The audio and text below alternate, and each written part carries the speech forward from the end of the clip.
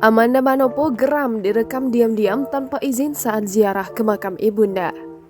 Amanda Manopo baru-baru ini melampiaskan kekesalannya sebab ada orang merekamnya tanpa izin saat ziarah ke makam almarhumah ibunya. Hal itu diketahui saat pemeran Andin dalam sinetron Ikatan Cinta ini mengunggah pernyataan dalam Instagram cerita miliknya. Amanda Manopo merasa kurang nyaman ketika ada awak media yang merekam kegiatan dirinya tanpa meminta izin.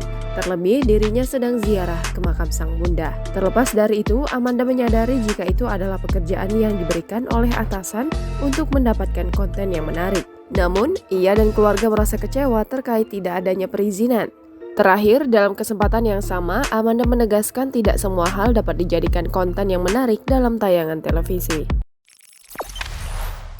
Jangan lupa subscribe, share, komen, dan like ya!